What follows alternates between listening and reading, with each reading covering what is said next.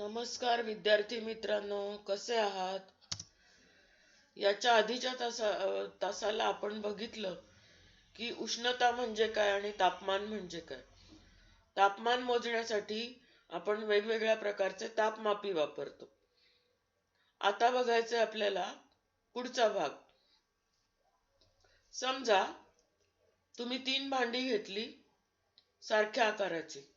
त्याच्यात प्रत्येकात समान आकारमानाचा म्हणजे समजा एक पेला भरून पाणी घेतलं, दुसऱ्या भांड्यात तेल घेतलं, तिसऱ्या भांड्यात दूध घेतलं आणि तीनही पातेल्यांना सारख्याच प्रमाणात उष्णता दिली. तर काय होतं? आधी तेलातून धूर येतो, मग दूध उकळताना दिसतं आणि सर्वात शेवटी पाणी उकळतं. असं का होतं? तर उष्णता ग्रहण करण्याची म्हणजे उष्णता शोषून घेण्याची प्रत्येक पदार्थाची क्षमता वेगवेगळी असते. तिला म्हणतात विशिष्ट उष्माधारकता.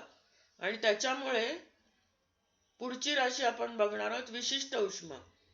एकक वस्तुमानाच्या पदार्थाचं तापमान 1 अंशाने वाढवण्यासाठी लागणारी उष्णता म्हणजे त्या पदार्थाचा विशिष्ट उष्मा.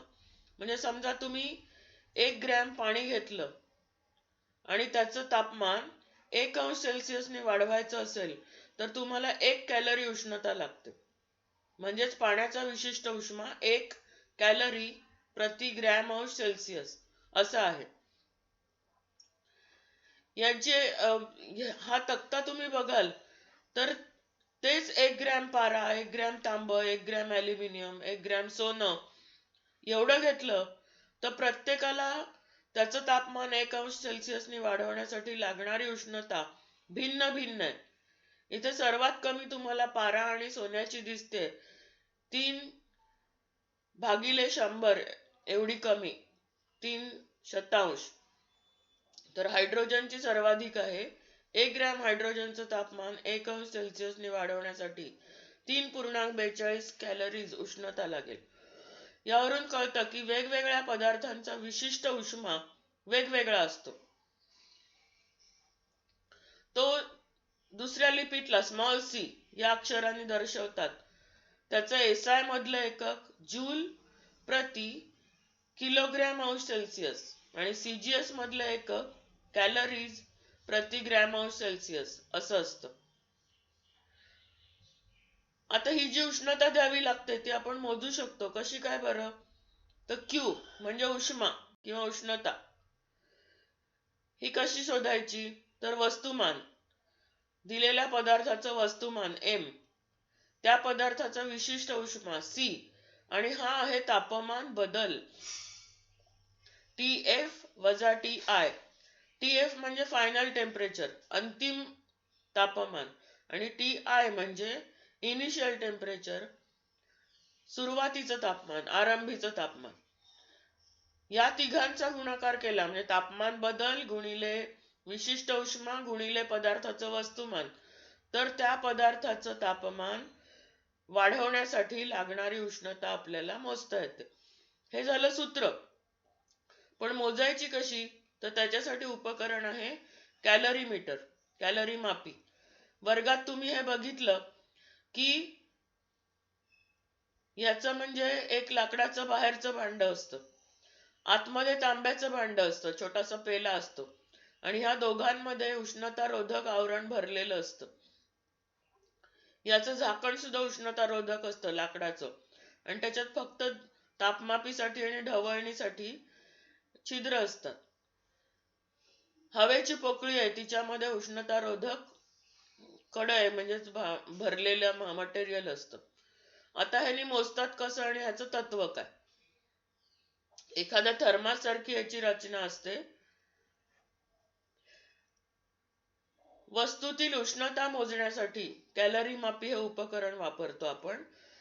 एखाद्या रासायनिक किंवा भौतिक प्रक्रियेत उष्णता बाहेर पडत असेल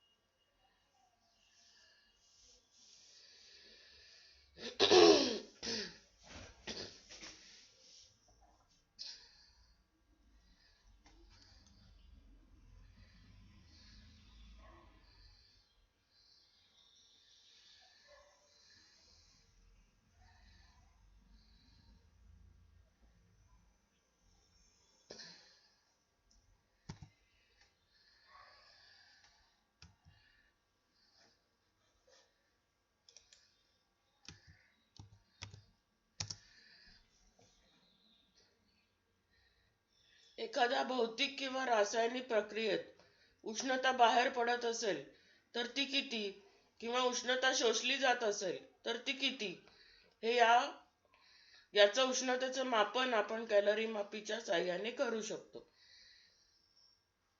थर्मास प्रमाणे हिची रचना असते. आतमध्ये जे उष्णतारोधक मटेरियल आहे ते आणि लाकडाचं पेटी, लाकडाचं झाकण, याच्यामुळे काय होतं, आतील भांड्यात ठेवलेल्या वस्तू असतील, मग ते पाणी असेल किंवा काय असेल, त्याची उष्णता आतून बाहेर जाऊ शकत नाही, बाहेरून उष्णता आत येऊ शकत नाही.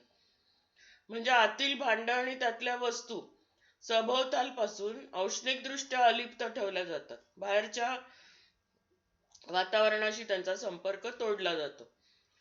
हे भांड असतं ते तांब्याचं असतं, कारण तांब उष्णतेचं सुवाहक आहे. तापमान मोजण्यासाठी एक तापमापी आणि द्रव ढवळण्यासाठी एक कांडी, अशी त्याची रचना असते. कॅलरी मापीमध्ये एका स्थिर तापमानाचं पाणी मोजून ठेवलेलं असतं. म्हणजे पाण्याचं आणि आतील भांड्याचं तापमान समान असतं. समजा 15°C अशा तापमानाचं पाणी ठेवलंय. त्यात एखादी उष्ण वस्तू टाकली, समजा लोखंडाचा गोळा आहे, तो गरम केला गॅसवर आणि तो गोळा त्याच्यात टाकला, तर पाणी आणि आतील भांड यात उष्णतेची देवाणघेवाण होते. आपण शिकलोय की जास्त तापमानाकडून कमी तापमानाकडे उष्णता जाते, म्हणजे त्या गोळ्याची उष्णता पाण्याकडे दिली जाईल, ही झाली देवाणघेवाण. त्यामुळे त्यांचं तापमान समान होतं. हे आपल्याला दिसतं कशामुळे, तर कॅलरी मापीमध्ये जो तापमापी बुडवून ठेवलाय त्याच्यातलं तापमान वाढलेलं दिसेल. याच्या उलट जर आपण कॅलरी मापीत उष्ण वस्तूच्या ऐवजी थंड वस्तू, बर्फ टाकला, तर बर्फ पाण्यातून उष्णता ग्रहण करतो आणि तापमान वाढतं. पाण्यातील व कॅलरी मापीतील उष्णता कमी होईल आणि त्यांचं तापमान सुद्धा कमी होईल त्या पदार्थाचं. आता ह्याच्यावर ही उष्णता प्रत्यक्ष मोजायची कशी, तर भांड्याचं वस्तुमान MC म्हणजे कॉपर म्हणून C, तापमान T1 म्हणजे आरंभीचं तापमान, भरलेल्या पाण्याचं वस्तुमान MW मास ऑफ वॉटर, पाण्याचं तापमान कॅलरी मापीच्या तापमान एवढं म्हणजे T1, त्यात आपण MO वस्तुमान आणि TO तापमान असलेली वस्तू टाकली. O म्हणजे ऑब्जेक्ट, वस्तू. TO हे T1 पेक्षा अधिक असेल तर उष्णता पाण्याला आणि कॅलरी मापीला देईल आणि तिघांचं तापमान समान होईल. याला अंतिम तापमानाला आपण TF म्हटलं. वस्तूने दिलेली एकूण उष्णता QO म्हणजेच पाण्याने ग्रहण केलेली उष्णता QW आणि कॅलरी मापीने ग्रहण केलेली उष्णता QC यांच्या बेरजे एवढी असते. हे आता समीकरण आपण लिहू शकतो. QO म्हणजे वस्तूने दिलेली एकूण उष्णता ही QW अधिक QC यांची बेरीज असते. QO, QW आणि QC हे वस्तुमान, तापमानातील बदल म्हणजे डेल्टा T आणि पदार्थांचा विशिष्ट उष्मा याच्यावर अवलंबून असतो. कॅलरी मापीचा पदार्थ पाण्याचा आणि गरम वस्तूच्या पदार्थाचा विशिष्ट उष्मा CW आणि CO असल्यास ही सूत्र वापरून QO ची किंमत, QW ची किंमत, QC ची किंमत आणि हे आपण समीकरण तयार करू शकतो. MO गुणिले डेल्टा TO गुणिले CO बरोबर MW गुणिले डेल्टा TW गुणिले CW अधिक MC गुणिले TC गुणिले CC. हे जे 5 नंबरचं समीकरण आहे त्याच्यामध्ये जर आपण किमती भरल्या तर पाण्याचा, कॅलरी मापीचा, तांब्याचा जर उष्मा आपल्याला विशिष्ट उष्मा माहिती असेल तर दिलेल्या पदार्थाचा विशिष्ट उष्मा आपण काढू शकतो. आता याच्यावरची गणितं कशी येतात बघा. एक सोडवून दिलेलं आहे. समजा कॅलरी मापी, त्यात असलेलं पाणी आणि त्यात टाकलेली तांब्याची उष्ण वस्तू यांचं वस्तुमान समान आहे, म्हणजे M सगळीकडे सारखं आहे. MO बरोबर MW बरोबर MC बरोबर M. सगळ्याला मिळून आपण एम म्हटलं. उष्ण वस्तूचं तापमान 60°C. समजा लोखंडाचा गोळा टाकलाय, त्याचे तापमान आहे 60°C. पाण्याचं तापमान 30°C. तांब्याचा आणि पाण्याचा विशिष्ट उष्मा असा दिलाय. तर पाण्याचं अंतिम तापमान किती?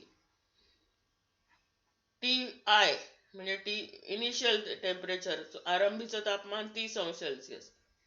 TO 60°C. तर TF किती?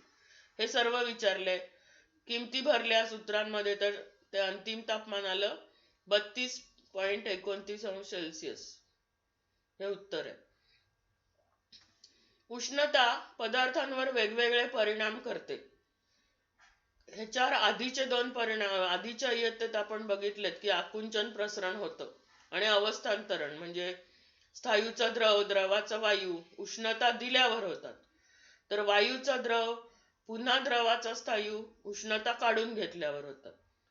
आता आपल्याला प्रसरणाबद्दल शिकायचंय. प्रसरण म्हणजे एक्सपान्शन.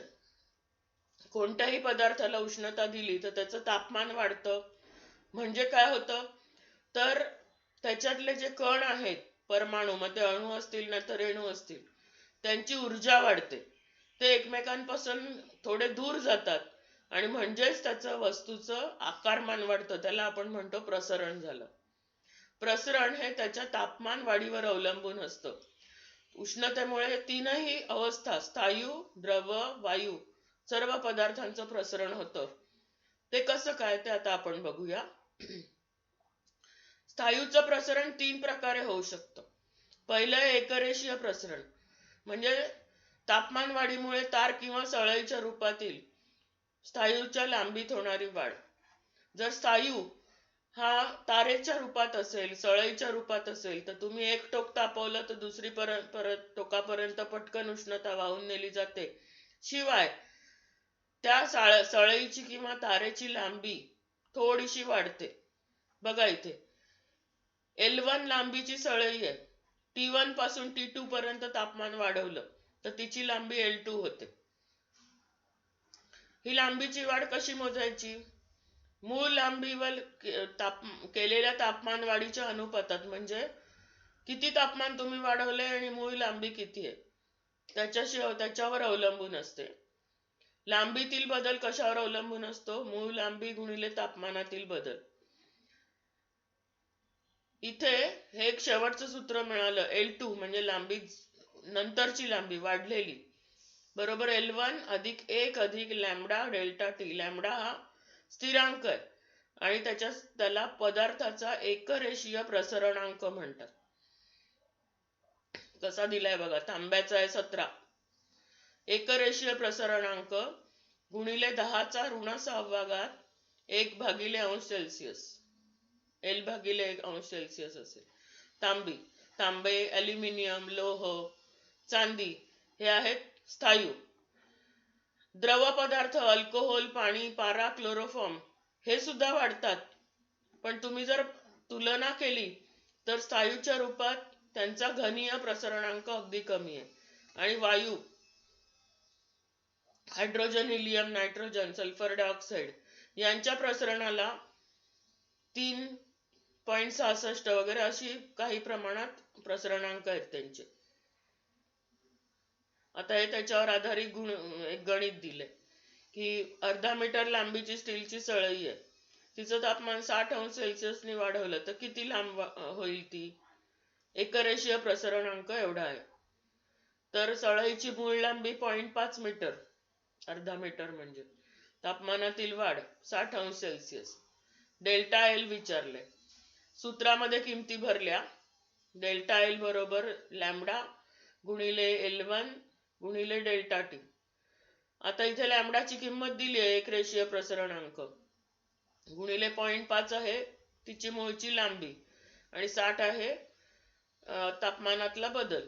तर सगळ्यांचा गुणाकार केला तर 0.000039 मीटर एवढी, म्हणजेच 0.039 सेंटीमीटर एवढी ती सळई वाढेल. स्थायूचं अजून एका प्रकाराने प्रसरण होतं, त्याला म्हणतात प्रतलीय प्रसरण. जर स्थायू पत्र्याच्या रूपात असेल म्हणजे त्याला दोन मिती असतील, लांबी रुंदी, पत्र्याचा तुकडा डोळ्यासमोर आणा, तर त्याला उष्णता दिल्यावर त्याचं क्षेत्रफळ वाढतं आणि त्याला म्हणतात स्थायूचं प्रतलीय प्रसरण, क्षेत्रफळ वाढणे. आता इथे ए आला, ए चा अर्थ एरिया, क्षेत्रफळ. क्षेत्रफळ वाढ A2 कसं काढायचं, तर A1 म्हणजे मूळचं क्षेत्रफळ 1 अधिक सिग्मा, सिग्मा हा सुद्धा एक स्थिरांक आहे, डेल्टा टी म्हणजे तापमान बदल, डेल्टा टी हा तापमान बदल आहे, A1 A2 पत्र्याचे आरंभी आणि अंतिम क्षेत्रफळ आहे, सिग्मा हा द्विघाती किंवा प्रतलीय प्रसरणांक आहे. आणि स्थायूचं तिसऱ्या प्रकाराने प्रसरण होतं घनीय प्रसरण. प्रसरण तेच, तुम्ही एक मागे प्रयोग बघितलेला आठवतोय का 6वी 7वीत? एक धातूचा गोळा घ्या, त्याला साखळी बांधलेली असते आणि तो एका कड्यातून आरपार जातो, अगदी मापाचं कड असतं धातूचंच. आता तो फक्त गोळा तापवायचा, 2-3 मिनिटं तापवला आणि मग त्या कड्यातून जाऊ दिला तर तो अडकतो कड्यामध्ये. त्याच्यावरनं काय दिसतं की त्या स्थायूचं गोळ्याचं प्रसरण झालं. आणि हे तात्पुरतं असतं. कशावरून? अजून 5 मिनिटं जाऊ द्या, तो थंड झाला गोळा की पुन्हा त्याचं मूळच्या स्थितीत येतो आणि परत तो त्या कड्याच्या आसपास जातो. ह्याला म्हणतात स्थायूचं घनीय प्रसरण. ह्याचं पण सूत्र सेम आहे तसंच. व्ही, आता याचं व्ही कसं झालं, व्ही म्हणजे व्हॉल्यूम, आकारमान. नंतरचं वाढलेलं आकारमान कसं काढता येतं, मूळचं आकारमान गुणिले 1 अधिक बीटा डेल्टा टी. बीटा आहे घनीय प्रसरणांक, डेल्टा टी म्हणजे तापमान बदल. सोपी सूत्र आहेत. आता ह्याचा उपयोग व्यवहारात कसा केलेला असतो, तर तुम्ही रेल्वेचे रूळ बघितले असतील. त्यांचं काम जेव्हा चालू असतं आणि संपतं तेव्हा दोन रुळांच्या मध्ये, इथे दिसतंय चित्र तुम्हाला, 2 बोटांच्या एवढी फट ठेवलेली असते. गाडी जेव्हा याच्यावरून जाते तेव्हा त्या गाडीची चाकं, म्हणजे रेल्वे गाडीची चाकं आपल्या मोटर गाडीपेक्षा वेगळी असतात. त्यांना रबर नसतो, धातूचीच खाच असते. ते बरोबर त्या रुळावर बसते आणि ती गाडी पुढे जाते. चाकं आणि रूळ यांच्यात घर्षण झाल्यामुळे तापमान वाढतं, गाडीच्या चाकाचं पण वाढतं आणि रुळाचं पण वाढतं, पण गाडी पुढे निघून जाते. आता रुळाचं तापमान वाढलं तर त्याचं थोडंसं प्रसरण होतं, म्हणजे हा रूळ उजवीकडे वाढणार, हा रूळ डावीकडे वाढणार. ते वाढून एकमेकांना चिकटतात तात्पुरते आणि पुन्हा थंड झाले की परत आपल्या आपल्या मूळच्या स्थितीला जातात. जर ही फट ठेवली नाही तर काय होईल, उष्णतेने प्रसरण झालेले रूळ वाकडे होतील, एकमेकावर चढतील आणि गाडीचा अपघात होणार, सरळ जाऊ शकणार नाही ती. तसंच उन्हाळ्यात पुलांची लांबी वाढण्याची शक्यता असते. मग डेन्मार्क मधला जो 18 किलोमीटर लांबीचा द ग्रेट बेल्ट ब्रिज आहे, धातूचा आहे, त्याची लांबी उन्हाळ्यामध्ये 4.7 मीटर प्रचंड वाढते. म्हणून पुलाच्या रचनेत देखील हे प्रसरण सामावून घेण्याची तरतूद केलेली असते. तर हे झालं स्थायूंचं प्रसरण, रेषीय, प्रतलीय आणि घनीय. आताच आपण ऐकलं मगाशी की धातू स्थायूंप्रमाणेच द्रव सुद्धा प्रसरण पावतात. ते दाखवणारा एक मजेशीर प्रयोग आहे. द्रवाचा प्रयोग नाही, हा वायूचा आहे. द्रवाचा आपण रोजच्या व्यवहारात बघतो तापमापी, त्याच्यामध्ये पारा जो धातू आहे तो द्रवरूप आहे आणि जसा त्याला जास्ती उष्णता लागते तसं त्या पाऱ्याचं प्रसरण होतं. म्हणून तर तो पारा त्या केशनलिकेत वर वर चढतो आणि आपल्याला योग्य तापमान दाखवतो. द्रवाला ठराविक आकार नसतो पण आकारमान मात्र असतं. म्हणून द्रवाचा घनीय प्रसरणांक पुन्हा तेच सूत्र आहे, V2 बरोबर V1 अधिक 1 अधिक बीटा डेल्टा टी. अर्थ तोच आहे, डेल्टा टी म्हणजे तापमानातला बदल, V2 म्हणजे आणि V1 ही अंतिम आणि आरंभीची आकारमान आणि बीटा हा प्रसरणांक. इथे त्या पाऱ्याचं प्रसरण होतं म्हणून तो केशनलिकेत सरकतो आणि आपल्याला दिसतो प्रसरण झालेलं.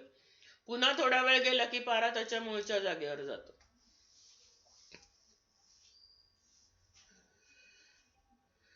प्रसरणाचा दैनंदिन जीवनात होणारा उपयोग, हा रोजच्या व्यवहारातला आता मी सांगितलं तापमापी किंवा रंगीत अल्कोहोल बघितलं तुम्ही प्रयोगशाळेतली जी तापमापी असते त्याच्यामध्ये लाल रंगाचं अल्कोहोल होतं की जे उष्णतेने प्रसरण पावतं आणि पटापट तापमान वाढ किंवा तापमान कमी होणे दाखवलं जातं आपल्याला. पाणी जरासा वेगळा द्रव आहे. त्याचं उष्णतेच्या जर तापमान कमी करत गेलं त्या पाण्याचं तर ठराविक मर्यादेपर्यंत त्याचं आकुंचन होतं.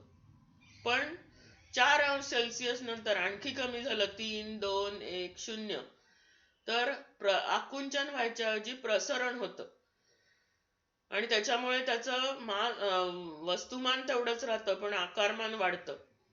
सोपं शब्दात सांगायचं तर तुम्ही फ्रीजरची भांडी फ्रीजरमध्ये जी बर्फ ठेवण्याची भांडी असतात ती पाऊण भरतात, पूर्ण भरत नाही. आणि जर पूर्ण भरलं गेलं तर बर्फ झाल्यावर त्या भांड्याच्या वर आलेला दिसतो बर्फ, आकारमान वाढतं. ही गोष्ट जेव्हा निसर्गात होते तेव्हा तुम्ही बघितलं असेल की आपण जरी फ्रीजर मधला बर्फ काढला आणि पाण्यात टाकला तर दोन्ही पाणीच आहे पण तो बर्फ मात्र पाण्यावर तरंगतो कारण त्याची घनता कमी झालेली असते आकारमान वाढल्यामुळे. तीच गोष्ट निसर्गात कशी घडते तर तळी गोठतात, समुद्र गोठतात अगदी अंटार्क्टिकाचे, तेव्हा त्याचा बर्फ होतो आणि तो हलका होऊन वरती तरंगतो आणि एकदा त्याचं तापमान 0 अंश झालं की आणखी खाली जात नाही. त्याच्यामुळे खालच्या पाण्याचं तापमान बदलत नाही वरती कितीही 0पेक्षा कमी झालं तर, आणि खालती पाणी द्रवरूपातच राहतं बर्फाच्या आणि त्या पाण्यातले जलचर, मग ते वनस्पती असोत, मासे असोत, इतर प्राणी असोत, सगळे जिवंत राहतात. या परिणामाला म्हणतात पाण्याचं असंगत आचरण. इतर सगळे स्थायू तापमान कमी केल्यावर आकुंचन पावतात तर पाणी मात्र प्रसरण पावतं. ह्याला म्हणतात असंगत आचरण. नंतर आहे वायूचं प्रसरण. त्याचा हा प्रयोग आहे. समजा इथे रंगीत वायू घेतला तुम्ही कुठचा तरी, त्याला वरती न सरकणारा दट्ट्या म्हणजे घट्ट बसलेलं झाकण आहे त्याला खाली रबरी चकती आहे त्याला म्हणतात दट्ट्या. इथे आणि इथे वायूचे कण तेच आहेत. मग फरक काय आहे तर या बर्नरनी वायूच्या भांड्याला उष्णता दिली, वायू भरलेल्या भांड्याला उष्णता दिली तर त्या कणांची हालचाल करण्याची ऊर्जा वाढते. ते एकमेकांपासून लांब जातात. बघा इथे अंतर वाढलं त्यांच्यातलं. मग त्यांना ती भांड्यातली जागा कमी पडली म्हणून त्यांनी दट्ट्याला वर सरकवून टाकलं. ह्या दोन चित्रांमधला फरक बघा. आता इथे बाहेरून वायू यायला तर अजिबात चान्स नाहीये. आतल्याच वायूचं प्रसरण झालं आणि उष्णतेमुळे, आणि त्यांनी जागा पुरत नसल्यामुळे दट्ट्याला वर ढकललं. ही जी आकृती आहे ती बघून उत्तर सांगायचे. घनता बरोबर वस्तुमान छेद आकारमान हे सूत्र आहे आपलं. बंदिस्त बाटलीतल्या वायूचं तापमान वाढवल्यावर घनतेवर काय परिणाम होईल. आता इथे तुम्हाला दिसते इथे घनता जास्त आहे, इकडे घनता कमी आहे. जरी वस्तुमान तेवढंच असलं तरी आकारमान वाढलंय म्हणजे घनता कमी होत जाते, विरळ होत जातात वायू. बाटली बंदिस्त नसती आणि त्यात एक सरकणारा दट्टा बसवलेला असता तर वायूच्या घनतेवर काय परिणाम होईल. बंदिस्त नसली तर वायू सगळीकडे इतस्तत पसरेल आणि दट्ट्या हलणार नाही. म्हणून दाब स्थिर ठेवून वायूचं प्रसरण मोजलं जातं. दाब स्थिर ठेवून म्हणजे घट्ट बसणारा दट्ट्या. इथे सुद्धा सूत्र V2 बरोबर V1 गुणिले 1 अधिक बीटा डेल्टा टी. वायूला उष्णता दिल्यावर त्याची घनता कमी होते याचा उपयोग 14.1 अगदी पहिलं चित्र परत बघूया आपण. वायूला उष्णता दिल्यावर त्याची घनता कमी होते याचा उपयोग 14.1 च्या कोणत्या चित्रात केला आहे परत बघूया आपण. हे बघा ह्याच्यातलं कोणतं चित्र आहे तर हे शेवटचं. हॉट एअर बलून, उष्ण वायूंचा फुगा. याच्यामध्ये खाली ह्या चौकोनात ही जी पेटी आहे तिच्यात गॅस असतो. तो पेटवला की तो ह्या फुग्यामध्ये जातो. फुग्यामधली हवा गरम होते, विरळ होते, म्हणजे तिचं आकारमान वाढतं, घनता कमी होते, हलकी होते ती, आणि तिच्यामुळे तो फुगा खूप उंचावर जाऊन काही अंतर जाऊ शकतो. तर हॉट एअर बलून किंवा असे कागदी आकाशकंदील यांच्यामध्ये हे तत्व वापरलं जातं. तर हा होता आपला 14वा धडा. त्याच्या खालचे प्रश्न तुम्ही सोडवायचे आहेत आणि दीक्षाचे सुद्धा जे व्हिडिओच्या लिंक्स मी देईन त्या बघून हा धडा जास्त समजून घ्यायचा. धन्यवाद.